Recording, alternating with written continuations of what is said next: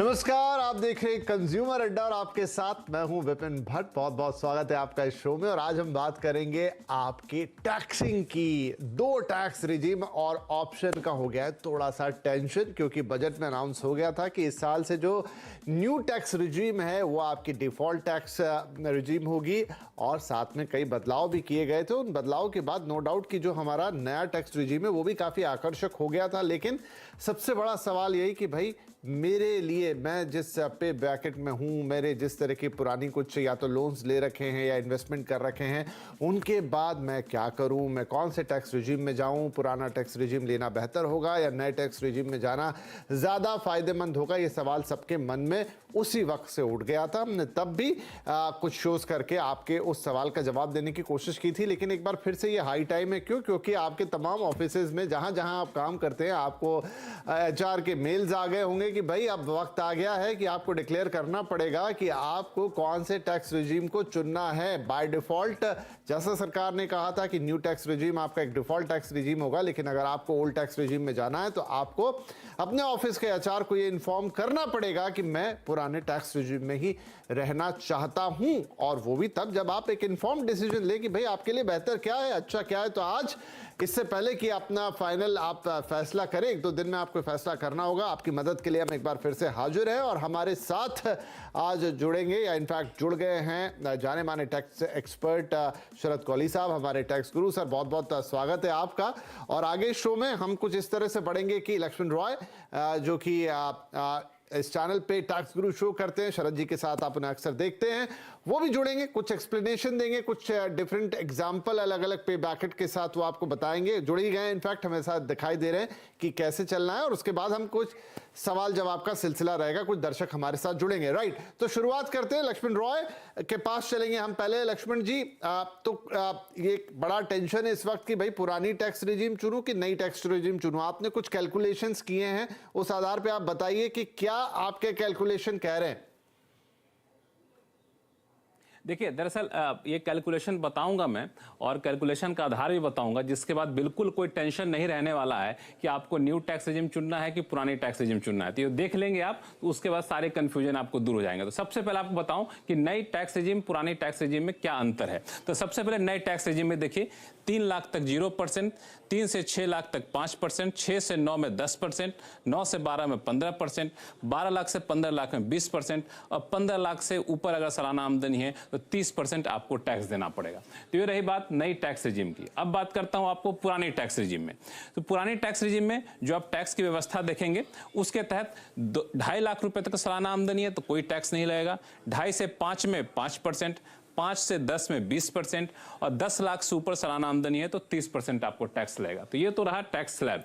अब कंफ्यूजन होता है, उस कंफ्यूजन को दूर करने के लिए मैंने 2 आधार चुना है। पहला कि आपकी सालाना आमदनी कितनी है, दूसरा कि पूरे साल भर में टैक्स के एग्जेम्पशन और टैक्स के डिडक्शन मिला के कितना आप क्लेम कर पाते हैं। इसको आधार बनाकर चलते हैं। तो चलिए सबसे पहले आपको देखते हैं कि 7 लाख तक आपकी सालाना आमदनी है तो ऐसी व्यवस्था में नई टैक्स रिजीम में आप पर कोई टैक्स नहीं लगेगा। पुरानी टैक्स रिजीम में अगर आप टैक्स एग्जेम्पशन क्लेम करते हैं 3 साढ़े 3 लाख के आसपास तक, तब आपको कोई टैक्स नहीं लगेगा। तो 7 लाख तक की आमदनी आपकी है तो मान के चलिए कि आपके लिए नई टैक्स रिजीम ही ज्यादा बेहतर है। अब एक व्यवस्था आपको मैं चुन रहा हूं कि जिसके तहत आपका जो सालाना टैक्स एग्जेम्पशन है, डिडक्शन है, वो 3,75,000 से ज्यादा है तब क्या होगा। ये 3,75,000 का जो फिगर है ना, बड़ा ही इंटरेस्टिंग है, क्योंकि इसमें थोड़े बहुत पे फेरबदल हो जाते हैं। इससे कम हो जाइएगा, ज्यादा हो जाएगा तो पूरा कैलकुलेशन आपका अंतर पड़ जाएगा। इसीलिए इसको ध्यान से देखिएगा। अगर साल भर में आप 3,75,000 से ज्यादा एग्जेम्पशन डिडक्शन क्लेम करते हैं और ऐसे में सालाना आमदनी अगर आपकी 12.5 लाख रुपए है तो क्या होगा। ऐसे में पुरानी टैक्स व्यवस्था में आपको स्टैंडर्ड डिडक्शन 50,000 का, HRA 1 लाख का और होम लोन पर ब्याज 1 लाख का मिलेगा। बता दूं कि HRA के साथ होम लोन ले सकते हैं, ऐसा नियम में प्रावधान है। तो ग्रॉस आमदनी आपकी पुरानी टैक्स व्यवस्था में हो जाएगी 10 लाख रुपए, नई टैक्स व्यवस्था में होगी 12 लाख रुपए। इसके बाद आप देखिए टैक्स की देनदारी आपके ऊपर कितनी बनती है। तो पुरानी टैक्स व्यवस्था में 80C, 80CCD, 80D में 1.5 लाख, 50,000, 25,000 आप ले सकते हैं, लेकिन नई में आपकी कोई डिडक्शन आपको नहीं मिलेगा। तो ग्रॉस आमदनी आपको 12 लाख बनी रहेगी। अब टैक्स की देनदारी देखें तो अगर सेस को मिला दिया जाए तो पुरानी टैक्स व्यवस्था में आपको 70,200 रुपये टैक्स की देनदारी बनती है और नई व्यवस्था में 93,600 रुपये आपको टैक्स की देनदारी बनती है। तो ऐसी सूरत में आप क्या देख रहे हैं? आप ये देख रहे हैं कि फायदा जो है वो पुरानी टैक्स रिजीम में 23,400 रुपये का। शर्त एक है कि आप 3,75,000 से ज्यादा डिडक्शन एग्जम्पशन क्लेम कर रहे हैं और सालाना आमदनी 12 लाख रुपए 12,50,000 रुपये तक आपकी है। तो और ये जो व्यवस्था है बता दूं कि ये आप आगे तक भी जाते जाएंगे तब भी आपको पुरानी टैक्स व्यवस्था ही बेहतर दिखेगी, चाहे आपकी आमदनी 12.5 लाख हो, 25 लाख हो, 50 लाख हो। कैलकुलेशन कहता है करोड़ तक जाएंगे तब वहां पे जाके आपको नई टैक्स व्यवस्था ज्यादा बेहतर दिखने लगी। चलिए दूसरे हालात पे जाते हैं। अब दूसरे हालात में मान के चलिए कि आप डिडक्शन एग्जम्पशन जो है ठीक 3,75,000 क्लेम कर पाते हैं और सालाना आमदनी आपकी 12.5 लाख रुपए है, तो क्या होगा? तो पुरानी टैक्स व्यवस्था में और नई टैक्स व्यवस्था की तुलना करेंगे तो टैक्स की देनदारी पुरानी में 80,600 रुपये बनेगी और नई में 93,600 बनेगी। तो यहाँ भी आपको कुल 13,000 रुपये का फायदा दिख रहा है। शर्त यह है कि आप 3,75,000 बराबर आप एग्जम्पशन डिडक्शन क्लेम करते हैं। तो और इसमें आप देखेंगे कि ये जो बराबर का मामला है इसके तहत आपको ये देखना पड़ेगा कि पुरानी टैक्स व्यवस्था आपको यहाँ पे बेहतर दिख रही है। अब अगर सालाना आमदनी 17,50,000 हो जाती है तब आप देखें कि टैक्स की देनदारी पुरानी में और नई में बराबर पड़ती है। तो आपको चुनना, आपको कौन सा चुनना है? बेहतर होगा नई चुनिए, क्योंकि सरकार नई को ही प्रमोट कर रही है। अब आइए एक दूसरा हालात देखते हैं। इसके तहत मान लिया जाए कि आप डिडक्शन एग्जम्पशन जो है 3,75,000 से कम क्लेम कर पाते हैं। ध्यान दीजिएगा, 3,75,000 से कम क्लेम करते हैं और सालाना आमदनी 10 लाख रुपए है, तो क्या होगा? ऐसे सूरत में ग्रॉस आमदनी आपकी 8,50,000 बनती है पुरानी में और नई में 9,50,000 आपको बनती है। अभी इस हिसाब से टैक्स की देनदारी को आप देखेंगे तो कुछ इस तरह से दिखेगा। 80C 80D उसमें क्लेम कर लिया, नई में आपको मिलनी है नहीं, तो टैक्स की देनदारी अलग अलग पड़ती है। इसमें आपको टैक्स की देनदारी 49,400 रुपये बनेगी, सेस मिलाकर टैक्स मिलाकर के पुरानी टैक्स व्यवस्था में, और नई में 54,600 रुपये बनेगी। शर्त क्या है? 3,75,000 से कम होना चाहिए डिडक्शन, सालाना आमदनी 10 लाख रुपए तक होनी चाहिए। तो फायदा आपको पुरानी टैक्स व्यवस्था में होगा कितने का? 5,200 रुपये का। अब आप आइए, आमदनी अगर बढ़ जाती है तो क्या होगा? आमदनी अगर आपकी 12,50,000 हो जाती है और रिडक्शन एग्जम्पशन 3,75,000 से कम होता है तब क्या होगा? इसमें आप देखेंगे तो पुरानी टैक्स व्यवस्था में 50,000 का स्टैंडर्ड डिडक्शन मान लीजिए, चाहे 1 लाख का मान लीजिए, और नई व्यवस्था में सिर्फ आपको डिडक्शन मिलेगा 50,000 का। तो ग्रॉस इनकम पुरानी में हो गया 11 लाख रुपए और नई में हो गया 12 लाख रुपए। अब आइए टैक्स की देनदारी। 80C 80D आप ले ही लेंगे पुरानी में, नई में आपको मिलेगी नहीं, तो ग्रॉस इनकम नई में वैसे के वैसे, पुरानी में कम हो जाएगी। टैक्स की देनदारी बनती है आपको 1,01,000 रुपये पुरानी में, नई में 93,600 रुपये। यहाँ तो नई आपको ज़्यादा फायदेमंद दिख रही है। शर्त क्या है? 3,75,000 से कम होना चाहिए, 12,50,000 रुपये सालाना आमदनी होनी चाहिए। तो नई टैक्स व्यवस्था में आपको 7,800 रुपये का फायदा यहाँ पे दिख रहा है। तो इन शर्तों के साथ अगर आप जाते हैं तो आपको लिए नई टैक्स व्यवस्था जो है ज़्यादा बेहतर दिखने वाली है। लक्ष्मण जी बहुत शुक्रिया, बहुत अलग अलग एग्जाम्पल देके कई तरह के परमुटेशन कॉम्बिनेशंस आपने लगा के काफ़ी अच्छे से समझा दिया है कि क्या अलग अलग सिनारियों में आपकी तनख्वाह कितनी है, आपके इन्वेस्टमेंट कितने हैं, उसमें नया कैसा पुराना कैसा, वो आपको कैसे चुनना है। चलिए अब इस बातचीत को थोड़ा और आगे लेकर जाते हैं, इसके थोड़ा और अंदर उतरने की कोशिश करते हैं। शरद जी हमारे साथ हैं। तो शरद जी, इसमें मैंने देखा कि सेंटर पॉइंट एक फिगर था 3,75,000, सारी कहानी उसके इर्द गिर्द घूम रही थी। वो अगर एग्जैक्ट 3,75,000 है या उससे ज्यादा है या उससे कम है, फिर आपकी तनख्वाह के अलग अलग मोड उसमें चले गए कि आप कितना कमा रहे हैं। तो ये 3,75,000 को पकड़ के क्या सारे लोग कैलकुलेशन कर सकते हैं कि भाई उसके आधार पर मैं देख लूं मैं इसके बराबर हूं, ऊपर हूं या नीचे हूं, तो मैं कहां बैठूंगा और कौन सा मेरे लिए अच्छा रहेगा? जी हाँ, इसको विपिन हम एक पिवटल पॉइंट कह सकते हैं, क्योंकि देखना यह है कि नई और पुरानी व्यवस्था में, ओल्ड रेजीम न्यू रेजीम में जो मुख्य तौर पे फर्क है, वो फर्क है कि एक में डिडक्शंस मिलती हैं, एक में नहीं मिलती। तो हमें कोई ऐसा एक बिंदु, ऐसा एक पॉइंट या ऐसा एक पिवट ढूंढना था जहां पर जाके आप जब डिडक्शंस और एग्जेम्पशन उससे ज्यादा लेते हैं तो क्या पोजीशन रहती है, उससे कम लेते हैं तो क्या पोजीशन रहती है, और उसके बराबर लेते हैं तो क्या पोजीशन रहती है। तो ये लक्ष्मण ने ढूंढ के निकाला है बड़ा एक मैजिकल मैथमेटिकल नंबर कि 3,75,000 ऐसा है और इस 3,75,000 में विपिन क्या क्या आता है? इस 3,75,000 में डिडक्शंस और एग्जेम्पशंस आती हैं, यानी कि डिडक्शंस में आप अगर किराए की रसीद देते हैं, आपको एचआरए मिलता है कंपनी से, और आप किराए की रसीद देके उस एचआरए में माफी करा लेते हैं, उसको आप एग्जेम्प्ट करा लेते हैं, तो वो काउंट हो जाता है।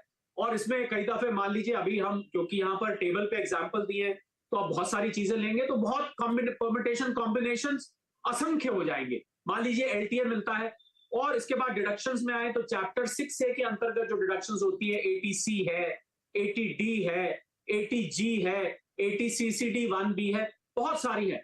तो एक बेंचमार्क बना दिया कि टैक्स पेयर को यह पता लगे कि अगर आप 3,75,000 तक की डिडक्शन लेते हैं और उससे कम लेते हैं तो क्या हालात होते हैं, उसके बराबर लेते हैं तो क्या हालात होते हैं, और अगर आप 3,75,000 से ज्यादा की लेते हैं तो एक बड़ी अजीबोगरीब बात जो सामने आई विपिन, वो यह है कि जो लोग 3,75,000 से ज्यादा ले रहे हैं उनके लिए ओल्ड रेजीम करीब करीब 5 करोड़ की इनकम तक फायदेमंद दिखाई देने लगी। मतलब उनको लगातार फायदा ही होता जा रहा था।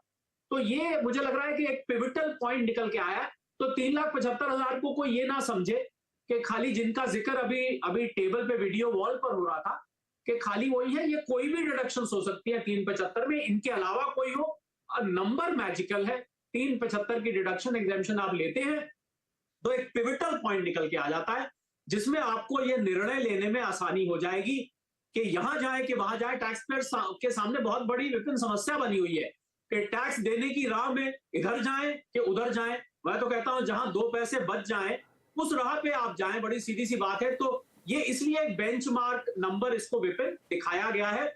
ये किसी भी कॉम्बिनेशन से बनाया जा सकता है। आपने वीडियो वॉल पे केवल एक उदाहरण देखा। बिल्कुल, जरूर। तो लगातार उदाहरण आपकी स्क्रीन पे रहेगा, जरूर उसको देखते चले। और हमारे सोशल मीडिया प्लेटफॉर्म पे ये शो आपको लगातार कहीं भी किसी भी वक्त देखने की सुविधा होगी, तो वो भी जरूर उठा के देखें अगर एक बार में पूरी तरह समझ में नहीं आए।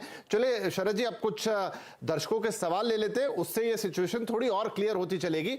मुनीश शर्मा ऑप्शन ट्रेडर है बेसिकली पेशे से, तो हमारे साथ है, वो अपना सवाल पूछेंगे। मैं मुनीश शर्मा दिल्ली से। I am a professional options trader. मेरी जो टर्नओवर है वो 5 CR से ऊपर है, और जो मेरा नेट PNL है सर वो 50 लाख के आसपास है।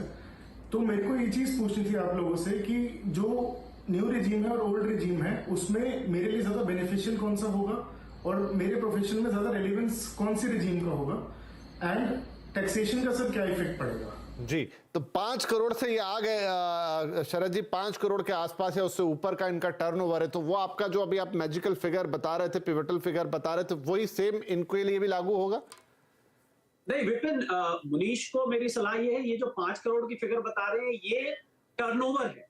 हम जिस 5 करोड़ का जिक्र कर रहे थे, क्योंकि वीडियो वॉल पे हमने ज्यादातर सैलरी वालों पे, सैलरी वाले लिए, राइट। और मुनीश तो हमारी स्टॉक मार्केट लाइन से आ गए हैं और ऑप्शन ट्रेडर हैं। तो ऑप्शन ट्रेडर के लिए देखिए, ऑप्शन जो ट्रेड करता है वो बिजनेस और प्रोफेशन में आता है। तो मुनीश, आपकी जानकारी के लिए मैं ये बता देता हूं कि आपके पास जरूर ये ऑप्शन होता है कि आप ओल्ड रिजीम में आए या न्यू रिजीम में आए, ये ऑप्शन जरूर है। पर एक बात का आप ध्यान रखिएगा, इससे पहले मैं आपको ये बताऊं कि आपके लिए कौन सा फायदे का है, कि अगर आप एक बार न्यू रिजीम में आ गए तो आप फिर ओल्ड रिजीम में नहीं जा पाएंगे। तो पहले तो ये सोच समझ के आइएगा। बाकी जहां तक बात है कि आपके लिए कौन सा फायदेमंद है, तो अगर आप ATC, ATD, ATCCD 1 इन सब डिडक्शंस का एग्जेम्पशन ले रहे हैं और 3,75,000 से ज्यादा का ले रहे हैं, तो फिर तो आपके लिए मुनीश ओल्ड रिजीम अच्छा रहेगा।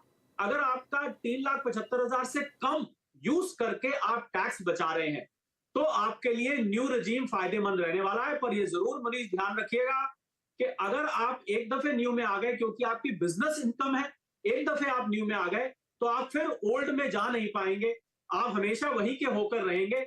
इस बात का जरूर ध्यान रखिएगा। चलिए, तो ये हो गई मुनीश के लिए सलाह, और तमाम हमारे जो ट्रेडर बंधु हैं वो भी इससे लाभ उठा सकते हैं। CNBC आवाज को तो आप रेगुलर देखते हैं मार्केट आवर्स में, लेकिन अब आपके टैक्स के इश्यूज को भी शरद जी ने यहाँ पे एड्रेस कर दिया है कि अगर आप ऑप्शन ट्रेडिंग या किसी भी तरह की ट्रेडिंग करते हैं, कुछ भी आपका टर्नओवर है, तो आपके लिए किस तरह की रिजीम फायदेमंद रहेगी। रखिए, अब हमारी जो अगली कॉलर है या अगली मेहमान है जो अपना सवाल पूछना चाहती है वो है महक गुप्ता, जो कि एक नौकरी पेशा है। महक जी अपना सवाल पूछेंगे। मैं महक गुप्ता हूँ, मैं प्राइवेट जॉब करती हूँ। मैंने मेडिकल पॉलिसी इंश्योरेंस पॉलिसी ली हुई है जो मेरे बहुत काम आती है। न्यू रिजीम, मेरे हिसाब से न्यू रिजीम लाभकारी लगती है। जो मैंने मेडिकल पॉलिसी ली हुई है वो मेरे किसी काम आएगी, फ़ायदा देगी मुझे?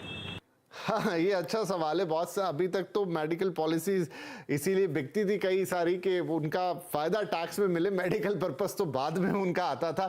तो क्या शरद जी, क्या सलाह होगी ऐसे लोग जो नौकरी पेशा हैं और उन्होंने कोई इस तरह के इन्वेस्टमेंट कर रखे हैं, इंश्योरेंस लिया है या मेडिकल इंश्योरेंस लिया है, क्या वो अब नई टैक्स या पुरानी टैक्स रिजीम क्या बेहतर होगा? जी हाँ, देखिए ये महक जी के लिए बड़ी बिल्कुल आपने ठीक कहा, धर्म संकट खड़ा हो गया। एक तरफ टैक्स बचाना है और आज तक जो मेडिक्लेम इंश्योरेंस वो देती थी, मेडिकल इंश्योरेंस लेती थी, उस पर टैक्स भी बचता था और उनको जो मेडिकल रीइंबर्समेंट जो वो लाभ लेती थी वो भी साथ में लेती थी। अब हुआ क्या कि उन्होंने, मैं ध्यान से सुन रहा था, उन्होंने कहा कि मेरे लिए न्यू रिजीम लाभदायक है, मेरे लिए न्यू रिजीम फायदेमंद है। इसका मतलब ये हुआ कि बिना डिडक्शंस लिए उनका न्यू रिजीम में टैक्स ज्यादा बच रहा है। तो अब वो ये पूछ रही है, जहां तक मैं समझ पाया, कि क्या उनको मेडिकल इंश्योरेंस रखना चाहिए कि नहीं। तो महक जी, इसके लिए तो बड़ी सीधी सलाह ये है, मैं समझता हूं मेडिकल इंश्योरेंस आपको अपनी मेडिकल खर्चों के अगेंस्ट इंसुलेट करके रखता है, आपको प्रोटेक्ट करके रखता है। तो केवल टैक्स इसमें एक क्राइटेरिया नहीं होना चाहिए। आपकी हॉस्पिटलाइजेशन, आपकी मेडिकेशन, जो भी आपको इससे सुरक्षा कवच मिला हुआ है, वो कवच का भी बहुत बड़ा महत्व है। उसको ध्यान में रखते हुए भले ही आपको न्यू रजीम में, मैं तो ये कहूंगा आप दोनों तरफ फायदा उठाइए। एक तरफ न्यू रजीम में आप अपना टैक्स कम कीजिए, दूसरी तरफ आप मेडिकल इंश्योरेंस लेके टैक्स को भुला के अपने मेडिकल कवच को बनाए रखिए, जिससे कि आपको कल को इमरजेंसी में कोई भी दिक्कत आए तो आपके लिए वो मेडिकल इंश्योरेंस हमेशा सामने खड़ा हो। जी बिल्कुल, और यही सारे दर्शकों से भी सलाह होगी कि अक्सर जैसा शरद जी हम कह रहे थे, बहुत सारे लोग इंश्योरेंस या मेडिकल इंश्योरेंस सिर्फ इसलिए वो उनकी बिक्री भी इसी महीने में बहुत ज़्यादा होती थी जब आपको रिटर्न्स भरने होते थे। लेकिन हाँ, ये आपके अपने फ़ायदे के लिए, आपके स्वास्थ्य की सुरक्षा के लिए, आपके जीवन की सुरक्षा के लिए, इसे सेपरेट रखिए। नई रिजीम में अगर आपका टैक्स ज़्यादा बचता है तो वहाँ जाइए, लेकिन अपने इंश्योरेंस को सिर्फ इसलिए गिव अप मत कीजिए कि आप उसका आपको टैक्स का बेनिफिट नहीं मिलेगा। चलिए एक छोटा सा ब्रेक यहाँ पर ले लेते हैं और ब्रेक के बाद कुछ और दर्शक कुछ और सवाल और थोड़ा और समझेंगे कि नया बेहतर या पुराना।